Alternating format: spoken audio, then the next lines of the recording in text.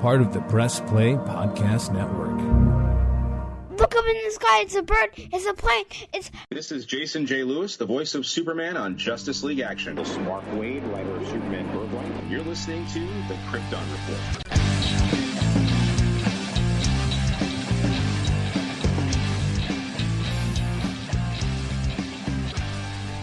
Welcome to the Krypton Report special immediate episode. I am your host, Tyler, the Superman of Blue, the man with a cold. And with me, as always, is the Superman of Red, Mr. James Cole. What's up, buddy? Hey, what's up? You know, living the dream in this Ohio weather. Yeah. It's going up and down, I swear. Like every day. One day it was 60, and then the next day it was 20. Yeah. No joke. Very next day. No joke. This is why my sinuses are so messed up. But hey, we got some cool news. We got stuff to talk about. So James and I, we have to talk about it now. Yeah. All right. Yeah. So let's talk about it. Let's jump into this. The first thing up, try this new thing, is we have, you guys ready for this piece of amazing news? We have officially our Perry White. Ta-da! Wendell Price. I never watched The Wire. Did you, James? I have not. See, I know it's on my I would love to watch this show list. But I just never got to watch it. And I looked up his filmography and stuff like last night. And I was just kind of like, you know what? I've seen a lot of stuff this guy has been in, but it's always been more of a smaller role or a background role type thing. So I'm just like, huh. But I saw people like, oh my God, he was so good on The Wire. So I'm like, okay, I trust in the casting. Been a lot of comparison to how Perry White was on My Adventures with Superman. Mm. Yeah.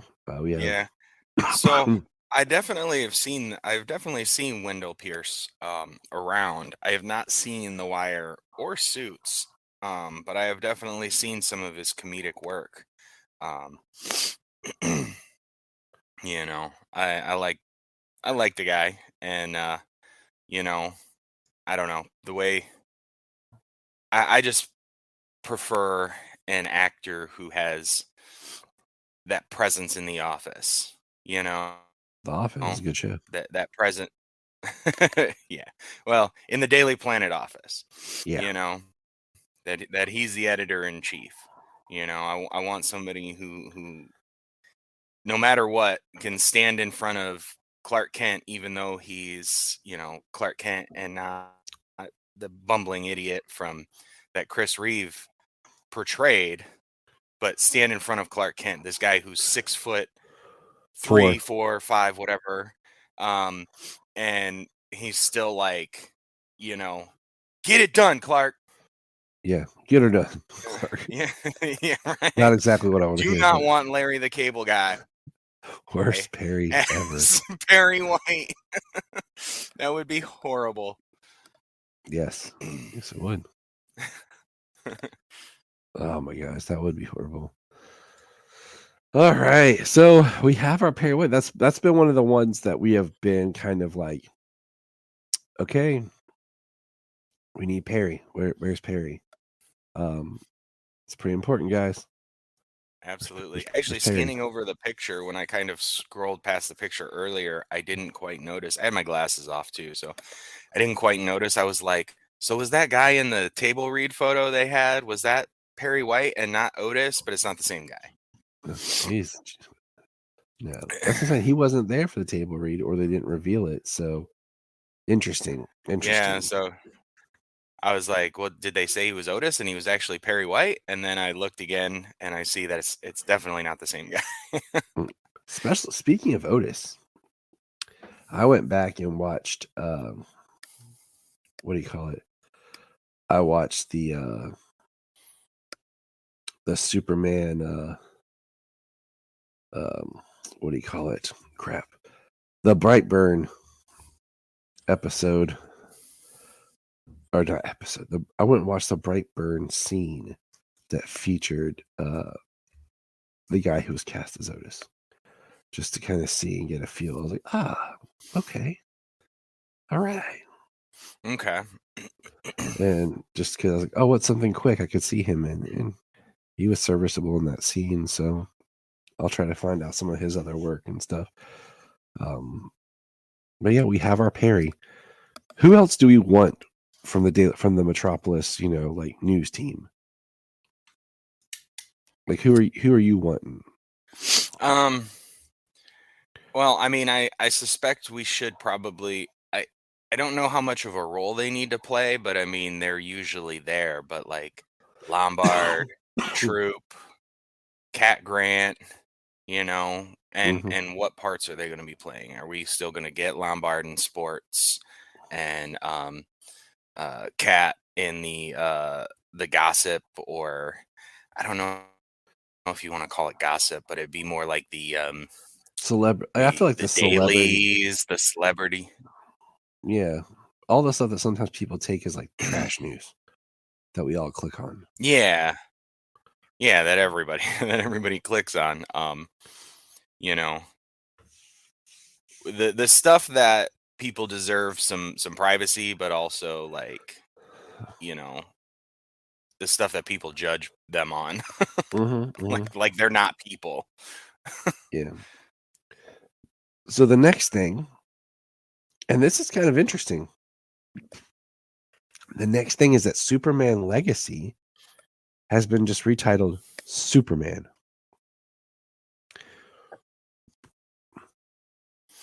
See, as I saw that, and I'm still wondering if that is officially like 100%. Is it that? I mean, because that's what I've still Gunn seen a said. lot. And Yeah, because I follow Gunn on Threads, and that's what I was telling Brian is like Gunn posts on Threads more than Twitter or Instagram, so I follow him on Threads, and I have his alerts turned on. And sometimes it's awesome, and sometimes it sucks because when he gets on there to start talking with people, my phone blows up constantly. Oh, jeez. So no, I read it and I was like, oh, that would be cool. I mean, we've been wanting a movie just called Superman for a long time. I mean, if you remember way back when I first got on here with you, our trilogy episode, it was Man of Steel, Man of Tomorrow, and Superman. Just Superman was the title of the third movie. And it's funny because like people are like, wait, what? There is Superman, but everything with the first, Chris is Superman the movie. Yeah, Superman the movie. Like on the case, it says Superman the movie because for some reason the Sulkines wanted to put the movie on everything. Yeah. Well, it's like the confusion between like Halloween and John Carpenter's Halloween. Yeah, if you say Halloween, it's 2018. If you say John Carpenter's Halloween, it's 1978. Which I hate just because I feel like that's something they had to retroactively go and do because they decided to rename the movie Halloween in 2018 again. Yeah. Instead of just being like 20, some people call it Halloween H40 because it's 40 years after. Yeah. H40. Yeah. Like H2O. Yeah. So yeah, kind of, and like Scream, like when they came out with Scream and Scream 5, it's just called Scream. Some people call it 5 Cream, like with a 5 at the beginning for the S. I just prefer the Roman numeral 5 inside the M as the Scream 5. Yeah, I do too, and I just consider it Scream 5. The fact that they called it Scream, or I would have taken Scream again, or Scream more. I mean, because but they then the barely next even one's called it Scream 6. Scream 5. They still just called it Scream. And I'm like, no, I will not call it that. I will call it Scream 5 because the next film that follows it is Scream 6, and the film before it was Scream 4. So I will not call it. Well, and it perfectly lines up, honestly, with it would honestly, in that regard, it's kind of stupid in the marketing not to use the M as your IV for 4, your V for 5, and your VI for 6. Like it's just stupid marketing not to go that route. Yep, I agree. You know, but the only thing that I can say is like when years ago when we did like different pitches and stuff like that, my idea for a reboot was to call the film Superman because we had never had a title of a film called Superman. And it wasn't going to be a straight origin film, but it was going to be kind of an origin film. My pitch was kind of in the vein of like Man of Tomorrow, the film. So calling this movie just Superman, but it not really being an origin film is interesting. I don't know. Like I just feel like that's a strong title to start a story. And Well, hopefully, with the idea of jumping right in, he is just Superman. that's the other thing is Like like we're he gonna go is in and he's Superman. exactly. So I'm like, okay. So we have Superman coming 2025. And it's just kind of weird because I mean, like Well, with Batman, you have Batman that's called, um, but we've retroactively started calling it Batman 89 for some reason. Because even though and well, isn't if I were to Batman's Batman 66, it's the called Batman the Batman, movie, yeah. I'm pretty sure, yeah. You know, sometimes it gets called Batman, but I'm looking it up. Um, it's also I'm Batman the movie. yeah, Batman the movie, and then you got Batman, Batman Returns Forever, Batman and Eh, Robin, the Batman. yeah, so that's why I'm like, okay, So Superman the movie, Superman, Superman Returns, 2, 3, 4, Man of Steel. I they mean, just did it out of so order. it is different names, and I do prefer different titles. I mean, like Batman Begins, The Dark Knight, The Dark Knight Rises. Yeah, I those are I fun. And those yeah, those and then exist the in a way they did Man trilogy. of Steel. Uh, Um, I just saying if it's not officially the title or not, just because I've seen when people are still posting about it, they're still and like trades when they're still posting about it, they're still posting Superman Legacy. well, I mean, that was the That's all. hashtag and everything that was specific to that. Now you just post Superman, it goes to like it's for whatever Superman, It's not geared towards just the film. Um, at least it's not the Superman. Right. You know? Well, what I mean, one of the things that has been going on since Gunn has taken over is is when you say in the marketing is when they do their marketing, they direct you towards the comics. They direct you towards the IP. They Uh-huh. they have that they've had that at the end. So if you really want to market it as the IP like that, hashtag Superman, it's going to give you everything Superman. You know what I mean? He's like, this is our movie. Go read our comics. I mean, it works. Now, the next thing. Drum roll, please. Drum roll. So on February 29th, James Gunn had a post, which is where they announced the title change. And he also posted a half-covered Superman was like costume logo. And fans went crazy. I'm gonna bring it up here. Let's bring it up here. There it is, James. There it is. Aha, that screen sharing worked better. So, yeah. Let's talk about how are you feeling about this? I like it actually. I like the design, the texture. Um, I do like the yellow around the outside. Um, the only thing that I wish was that we could see like the full thing because we've got kind of like the sides, the outside corners and the bottom cropped out of the photo. Um, Yeah, I just want to see the entire logo in its entirety, but I do like the yellow on the outside. The symbol is reminiscent of the Kingdom Come with like just like the big middle part going across. Um, and it finishes up with the red around the bottom. But I do like how instead it doesn't appear that it's uh the S at the top. It appears like it curves down like it's the outside of the logo, but I think in a shot I've seen, it looks like it ends. So we still got like open yellow around. But Yeah, that's like part of why I want to see the whole thing, because you can't.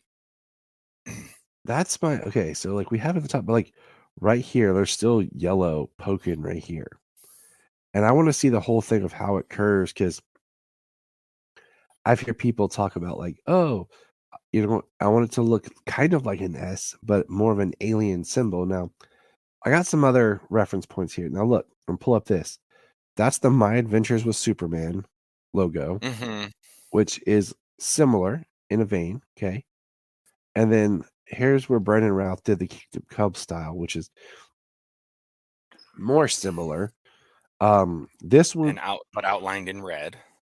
this one for Legacy looks bigger and more curved. One thing that I'm liking is it doesn't look rubber. It looks like of the same material of the costume. And it has this like pattern that looks like a stitch. Yeah, it does almost look like stitched fabric. Now let's go check out here at the top, just for people to reference. This is the good old Man of Steel, and it had a very stitched chainmail type look to it. I really liked that look. I sent you the pictures in our chat so that you could pull them up. Mm-hmm. It Excuse me. was supposed to look alien as well, because it was supposed to look like their type of jumpsuit kind of clothing that they wore. And then we have, this one, which is the BVS one, which was more, it had like more of the curvature. It was a little more overdone. I'm not gonna lie. Okay. The BVS one was more overdone, and I think actually was too much. But all of these in this more modern era, if you look at them, are very much like a rubber emblem that's on top. Except for the first season of Superman and Lois. So we'll look at a couple more. Like here, I always like this one. It's rubbery, but it has a very similar like stitch chainmail look to it from Tyler's appearance on Supergirl. Mm-hmm. I like that look. And then of course, the way that the little diamonds and stuff, little Superman symbols were inside the Superman Returns logo, a little much. But once again, we're looking at, and this is a symbol like on top, like it's thin rubber on top of the suit compared to the previous interaction where it was a cloth or it's just part Yeah. of the suit. Like I'm trying to get everything to load here. Like this one sits on top, but then sometimes during the actual show, it looked like it was just painted into the cloth, like the old versions of the suit. Right. But this version looks like it's part of it, but it's I don't know, like I can't. It's not like it's sitting on top Well, rubber. so It's part of the costume. It looks like, yeah, but yet it is it still puffed appears. out. Yeah, it appears that it's part of the fabric, like in the top and the bottom, specifically on the top right corner, or rather his top left corner. But when you're looking at the photo, the top right corner, it looks like it's actually the symbol is like embossed inside of the fabric. Like it looks like they're separate, but almost at the same level. There you go, Um, embossed. That's what I said. but it doesn't look like it's like something that's placed on top of the suit in particular, It looks like like a rubber thing that pops off the chest. yeah, Specifically, noticeable in the Brandon Routh Superman Returns, and the Kingdom Come look. And most versions actually, rather. I mean, besides Tyler in Superman and Lois, which it looks like it's part of the fabric. But this definitely looks like it's a separate symbol, but it's really inside of the shirt, inside of the suit. I mean, yeah, I think this reveal looks really cool. You know, I do I too. like the yellow on the outside. Kind of It's reminiscent of some old school Superman where it was just yellow and red. mm-hmm. And it was like the yellow shield with the red S on the shield. And with the snow on it, it's got to be like he's got to be in the fortress. So hopefully, we're getting the fortress. I do, and I'm looking forward to a full suit reveal because Yeah, I that's what think we'll everyone get was. I think we'll get one from Gunn before we get paparazzi shots. You know what I mean? That's what everyone was expecting on Superman's birthday. Like they've officially started filming because they started filming on the 29th. And we got that awesome behind the scenes, just fun video with Rachel Brosnahan, Nicholas Hoult, and Yeah, on her TikTok, I think. David Cornsweat. I think it's interesting because it feels like David's been very candid about like kind of keeping himself kind of hidden in the background. Mm-hmm. So I think it's interesting. Oh yeah, he didn't in that video. He even still had a beanie on his head or whatever. Like he's not even showing his hairstyle, no Yeah. suit reveal, no muscle reveals, nothing. And I mean that's I all mean, everything calculus. he Why? does, he's wearing baggy clothes and everything. That's why he's hiding in the back. So I like it. I want to see the symbol like flat out because it does look like it has differences than the Kingdom Come. It looks like Kingdom Come symbol in the way of George Reeves. Let me pull up a George Reeves Superman symbol real quick. And you'll understand what I'm saying.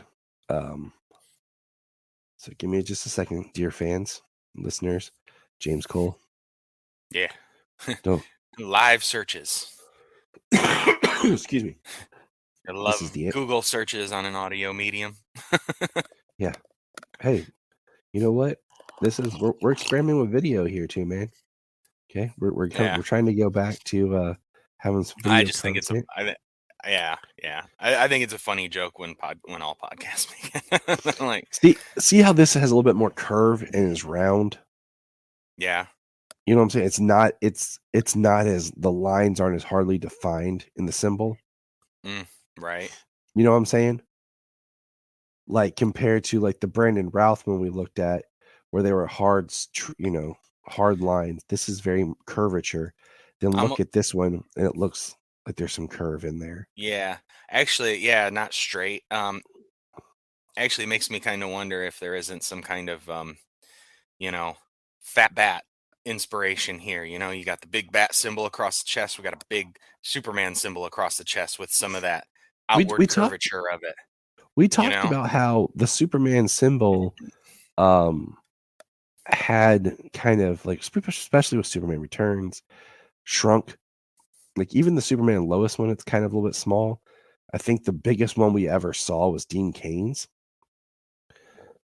Like the way it went across his chest. Mm-hmm. I'm gonna pull him up real quick.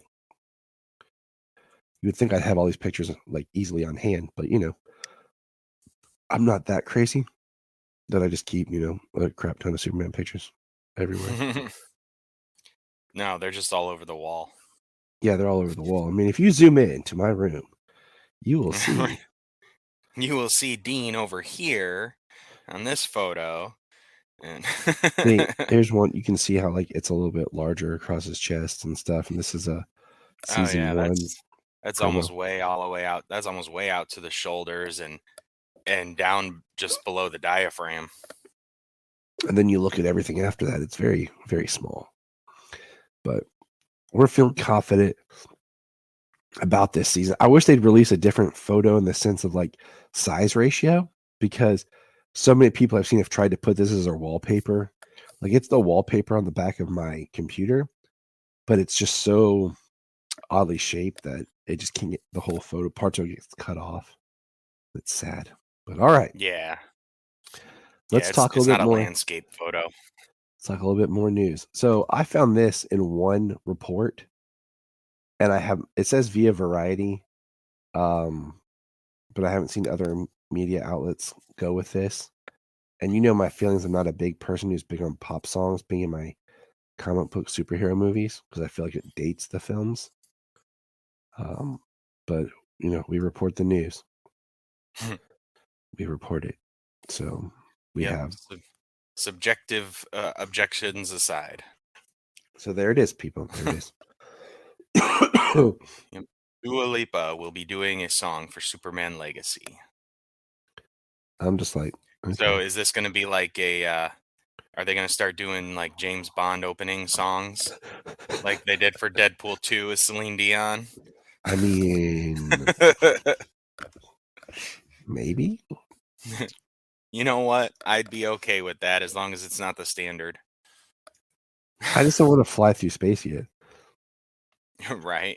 I mean, if we do, must see Krypton explode again. We must fly through space again. We must hear John Williams again. Like, yeah, I mean, how much must we repeat again so that way you satisfy these old gatekeeping fogies? I want them to recreate the George Reeves TV intro. Yeah, that would be pretty sweet. I think it would be awesome to just kind of screw around and like for marketing and just like viral marketing, recreate iconic Superman things with Corn Sweat.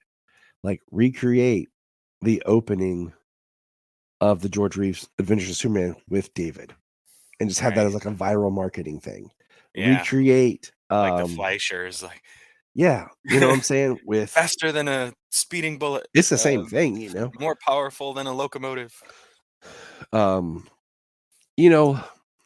We have argued, going back to the title change, that there is a reason why Legacy was probably chosen for that initial change, or that initial script or whatever. And I'm going to be curious to see how that develops, because I feel like that terminology has to have something to do with what the story is in there somewhere. So we'll see. But I'm excited. Right. I mean, Or is it just because they're going to be borrowing so many bits from the 85 years of Superman Legacy?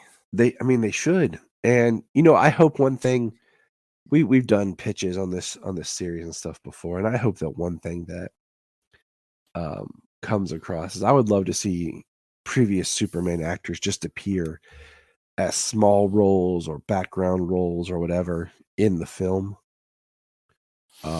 Yeah, like just like Bruce Campbell being Pizza whatever guy Pizza in Papa. Doctor Strange. Pizza Papa, that's what I thought it was. Just like in Multiverse of Madness, you just got like or the best one. He's the guy. Yeah, you got Dean Cain selling us hot dogs, Clark and Lois hot dogs on a cart, and people just freak out because he's there for 5 seconds giving them hot dogs. Right. You know what I mean? Like the best being Jimmy Olsen in Superman Returns, giving Jimmy Olsen and Clark beer, as the bartender. Yeah. Like that was a great cameo, small part. So that we're getting coffee from Lois in Zack Snyder's Justice League. Yeah, I mean, I just need it'd be cool. Like I always thought we need to have like a scene with the police or something, and one of the police officers like Brandon Routh and Dean Cain as police officers. You know what I'm saying?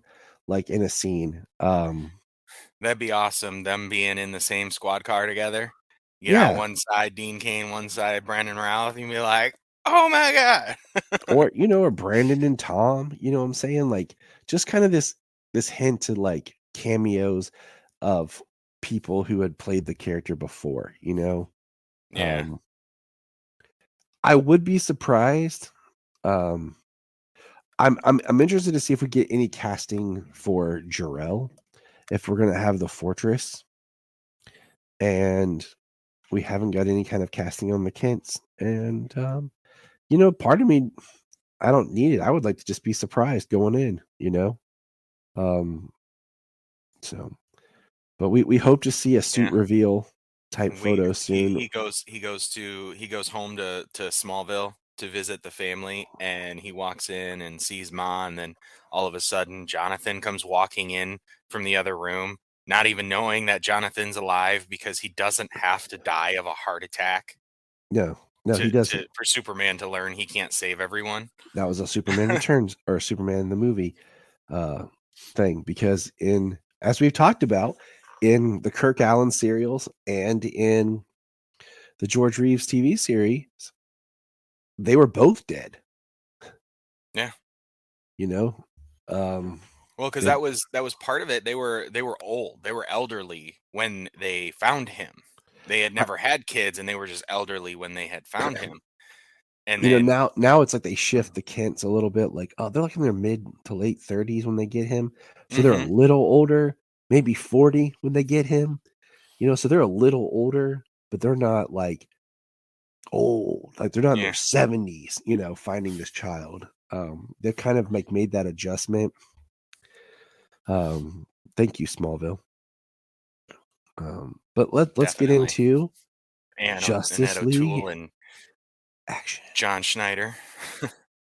We're going to talk some more Justice League action, the great cartoon that sadly just feels like it gets forgotten. We got a couple of episodes to go through. We got Time Out, where Batman teams up with Booster Gold when an alien creature starts literally eating up time. This is another example of an episode where no one really likes and respects Booster, and everyone just thinks he's a joke. And then he does something that proves he is a hero, but then nobody gets to remember.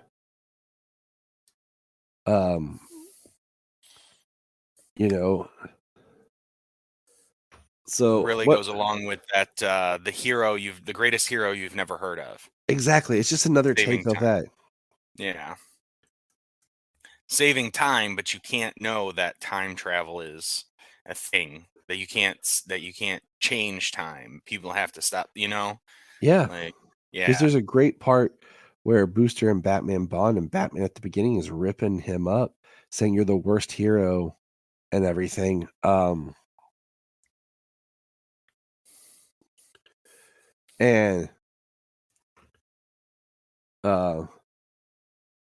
And then Batman has the realization. He's like, I'm sorry, like, Booster, you are. And Booster gets like a picture of Batman and him. And then he basically tells Batman, like, when to fix this, I'm going to send you back, but you'll have no memory of any of this. And Batman's like, I won't remember that you. He's like, no. And I did it. So it was, then, he goes back to the moment that Batman's riffing him, and you see a scene of Booster like, you're right, Batman. Yeah. It's really cool. It's really personal and things like that when you get like the approval of Batman in that way, because I mean, he does have his own methods, and they're methods that work for him because he's normal, because he's a person, he's human. Whereas all these people he fights alongside of have powers and abilities, and abilities to transport through time, all kinds of stuff. But for somebody like Booster Gold to get that approval of him and then have to erase it so that Batman doesn't remember, but Booster is like he has to take the beating, the verbal abuse, but inside he knows, like, he really does know, or he would know, like, I've gotten Batman's approval, you know what I mean? Like, I'm really a hero, and in Batman's eyes, I'm a hero. Yeah. So that was a great episode. It was fun. Like I said, it's always interesting. That would be a tough thing to live with, not getting any of that credit like that. You know what I mean? And have to be put down in that respect. Literally being a hero that nobody's heard of. Nobody knows the things that you do. So, all right.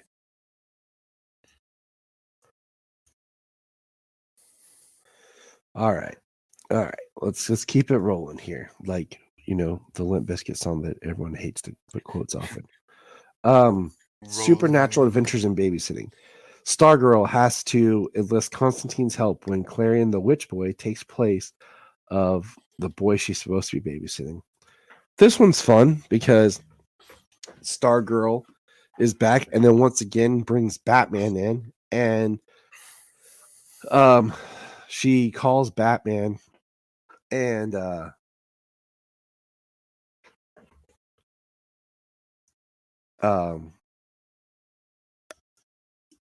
who ends up calling Constantine. Yep. Ends up calling Constantine to help with Clarion the Witch Boy. One thing about this show that's really cool is like the mentorship angle. You've got these older heroes, these main staple heroes, especially your Trinity, who are there, who are mentoring, who are helping the younger generation, like Stargirl, like Firestorm, like Blue Beetle, learn and become better heroes. Yep. I love how they keep calling Constantine a hobo in this episode. Talking about his hobo magic. I just like when she turned. He's like, I don't really help with this, and then he turns and he sees Clarion, and he's like, I'll be there. Right. And he takes off. So, yeah, it's funny. It was funny at the end too. Like the kid's like, and she had a man over. A man. Like the parents are like, she brought a man in this house while we were gone. And he's like the thing that you would kill a babysitter for. And no, Batman. Like, oh, okay. Like, yeah, sure, Batman was here. And Courtney's like, whew. So it was cool. All right. Let's see here. Mixie's mix-up. While the Justice League attempts to protect the United Nations from Gorilla Grodd's army, Mr. Mxyzptlk pops up from the fifth dimension and thinks it would be great fun to put each of the superheroes' brains in another's body. I mean, that's just classic, right? He puts Superman in Batman's body, right? Yeah. I had to think for a second. He goes to he punch. tries to fly and he falls face first. And he punches and he's like, in his hand. And Courtney's in Superman's body. And Batman's in Courtney's body, of course, because that makes the most sense. It makes it the most awkward. Kevin Conroy talking out of a young teenage girl's body. Yeah. And Mixie's like, I should have done this a long time ago. And we got Gilbert Godfrey back as Mixie from the Superman the Animated Series. So like it's perfect. He's a fantastic animated Mixie. It is great. His very much is the bowler hat Mxyzptlk that we've seen so often in comics and stuff. Yeah, bowler hat in the old school design. Man, because even in the animated series, he had a little suit.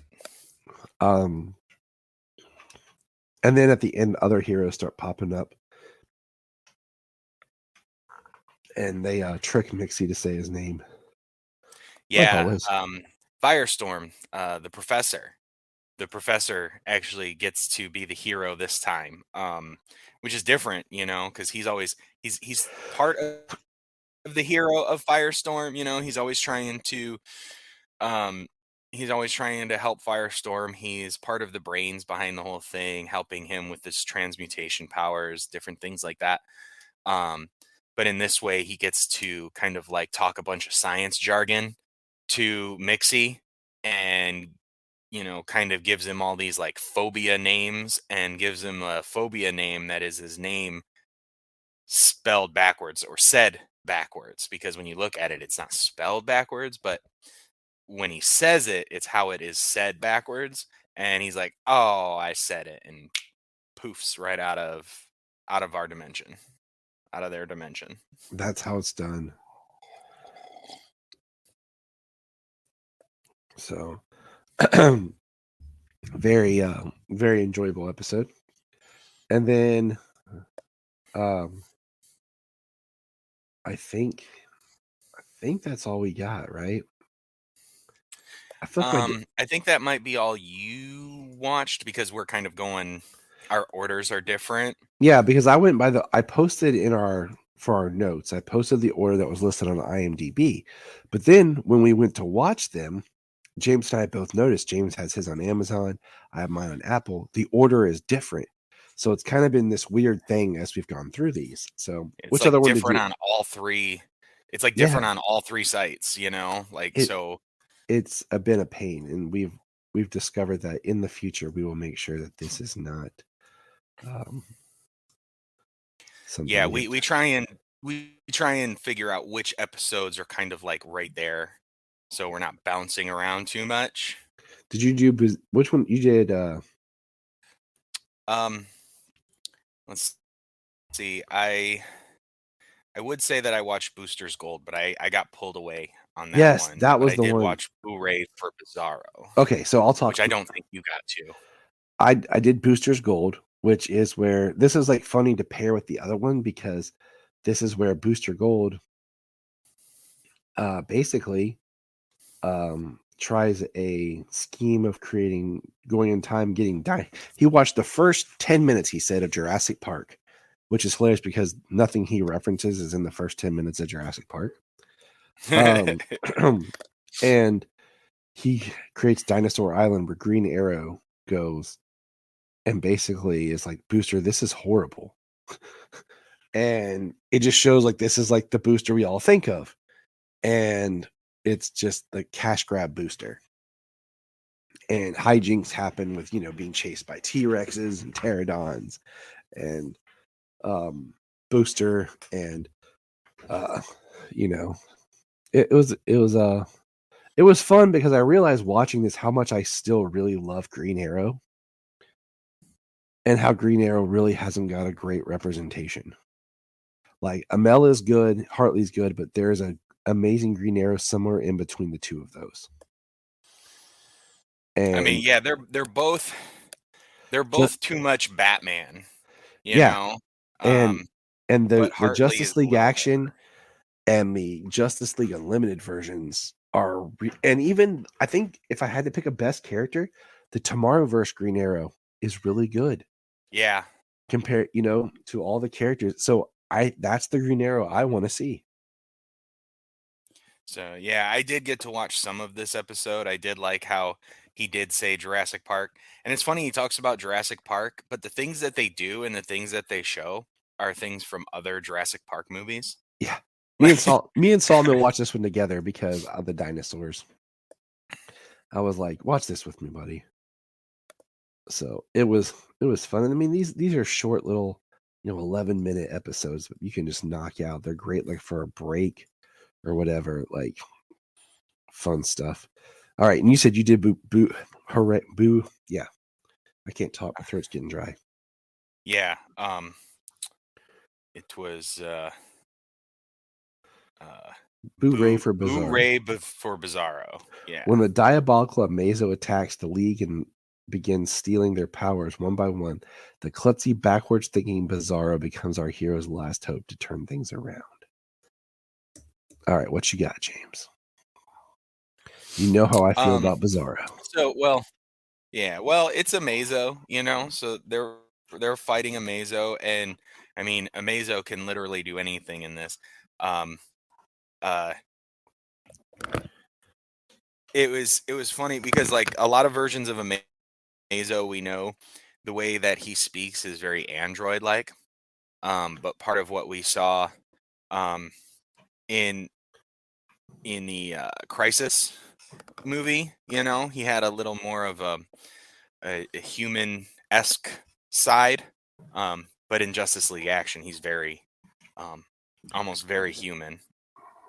Um, but he takes everybody's abilities. You know, he Mm-hmm. he even generates a power ring, so he has Green Lantern abilities.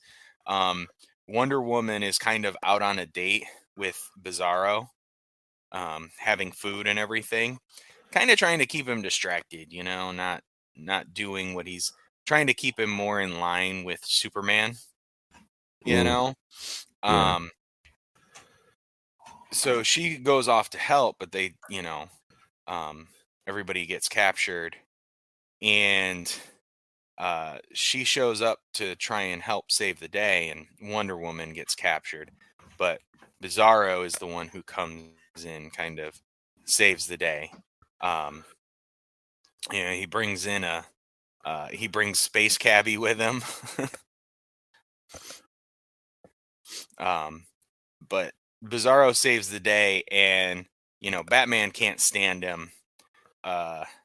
So in a way to get him to leave, he tries to convince him to stay. So Bizarro ends up taken off, and he's like, problem solved.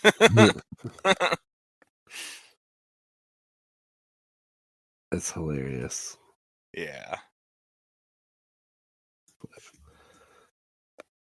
I'm just All trying right. to remember the voice of Amazo in this episode, because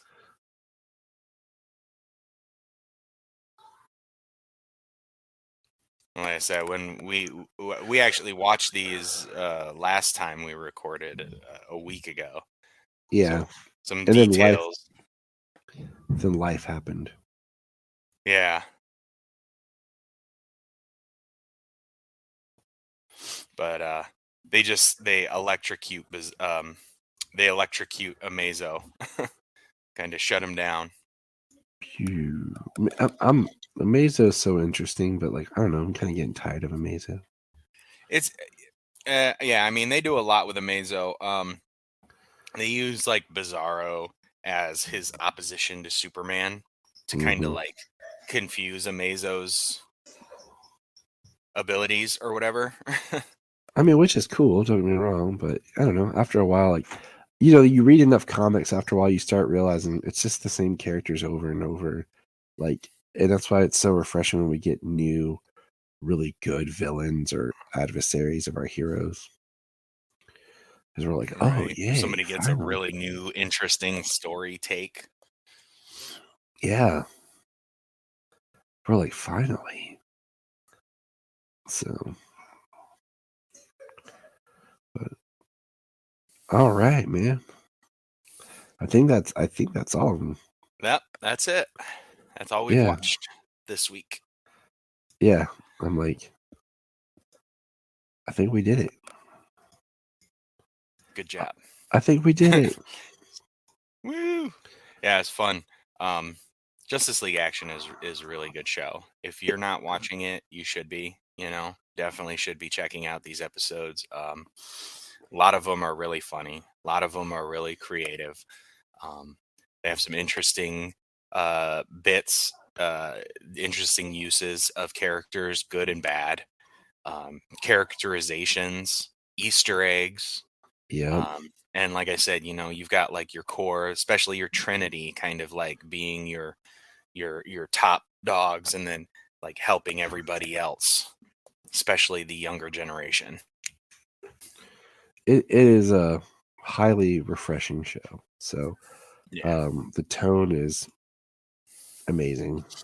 And it's not as ridiculous, because it's got the same format as Teen Titans Go, but it's Yeah. not as ridiculous as Teen Titans Go. Teen Titans Go does all kinds of stuff, like just eating and cracking jokes and Cracking wise, man. Cracking wise. yeah, just all kinds of some ridiculous little bits that you'd see on SpongeBob or something. Mm-hmm. You know what I mean? Yeah. It's still a good show, but Justice League Action is a little bit more highbrow than Teen Titans Go. It's fun. It's can be serious, but also with a wink of humor and charm. So, and look, my beautiful wife brought me some tea. Ooh. Tea. Do you recognize that? That's so James can remember how to spell his name in his alphabet. He forgets sometimes. Yeah. I need Will Byers to light up the letters for me. Will, how do I say my name? He's like, it's James. How do you spell that? He's like, James. Yeah. Spell it for me, buddy. It's like, what's the number for 911? Quick. What's the number for I? No, was it XIXII? Yeah. All right, that's from Hercules. us. Yeah. Check us out here in the links at the bottom for our link tree. On the outro, you'll see it right here. We'll just throw this up real quick here.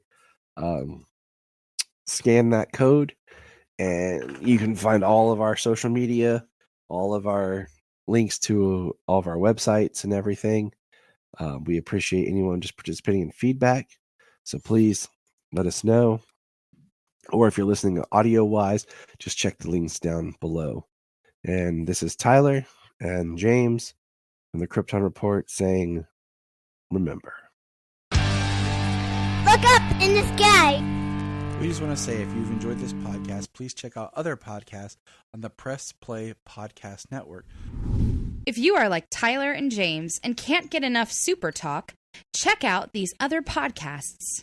Digging for Kryptonite, Supergirl Radio, The Last Sons of Krypton, The Superboy Legacy Podcast, All-Star Superfans, Superman the Animated Podcast, The Aspiring Kryptonians, Always Hold On to Smallville, The Geek of Steel, and Truth, Justice, and Hope. Remember to check out Krypton Report on all social media platforms. Go to linktree.com/Krypton Report. Find out all of our information.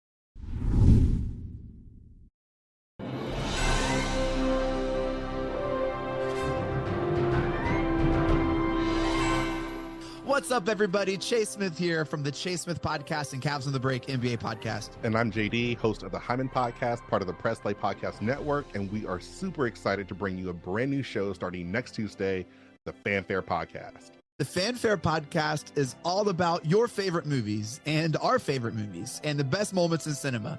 To help guide our discussion, each episode will feature one classic, and we will grade this movie using a report card-like scale A through F. We're going to be grading categories like acting, directing, cinematography, the score, and even the movie poster itself. And when we're not featuring a movie report card, we'll be sharing our movie rankings, franchise deep dives, actor and director interviews, and everything in between. Movies have been a major part of our lives, and we cannot wait to share our thoughts with you.